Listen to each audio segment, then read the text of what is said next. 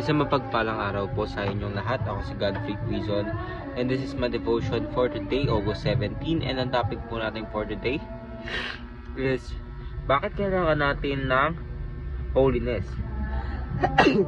Sorry po kasi sinisipon po ako tsaka maingay po yung karaoke ng kapitbahay. So yun, direkta po tayo sa ating concept po natin, which is purity of the church. So ano po ba yun? The purity of the church daw po is not merely about external order, but about the inward holiness of its people. Sanctification is God's work of making His people more like Christ.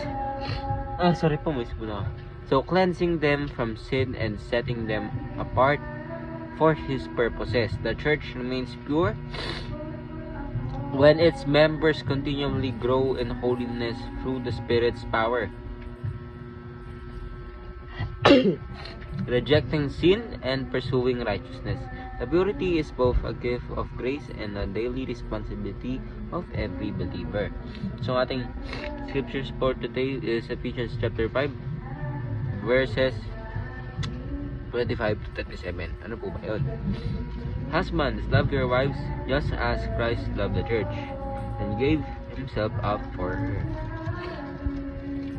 to make her holy, cleansing her by washing with water through the word, and to present her to Himself as a radiant church, without stain or wrinkle or any other blemish, but holy and blameless. Diyos po lahat ng ating papurihan. And ano po ba ibig sabihin ng purity of the church po natin? Gaya po na sabi ko kanina.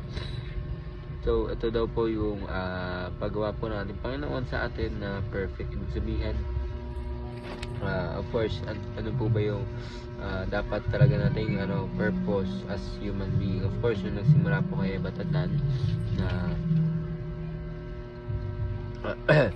sorry po, na tayo po ay perfect beings at that is able to interact with us, makita yung kanyang face, kasi kaya Batatan pinakita dito yung face niya. Ibig sabihin, tayo talaga yung perfectly human being. So ito talaga dapat yung purpose natin. Pero of course na si Batatan alam niyo po yun na sinaway po nila ang Diyos. Kaya ngayon nandito po tayo sa kasalanan. Pero sabi po ng ating Panginoon, kapag tayo po ay naniwala sa Kanya, tayo po ay gagawin pong bago or gagawin new ng ating Panginoon sa Kristo. Sabihin kung tayo pa naniwala tayo mga believers, kapag dating po ng ating Panginoon, kasi dati po nating body yung perfect po, and yung soul natin and yung body natin ay magkasama. So ang ating teaching for today is God purifies the church for Jesus Christ. Ibig sabihin, ang ating Panginoon, purify tayo para sa pagdating ng ating Panginoon sa Kristo, at tayo na-purify na, and tayo po ang maglalaganap din, isa sa maglalaganap, tutulong sa ating Panginoon sa Kristo para ilaganap ang kanyang kaharian, ang kanyang church. At ang ating second teaching na po, God purifies the church for eternal fellowship. Ibig sabihin ng ating Panginoon, tayo po naman ay nasa heaven na, and perfect na po yung ating mga body, at ang ating Panginoon po ay bumaba na ulit dito sa world.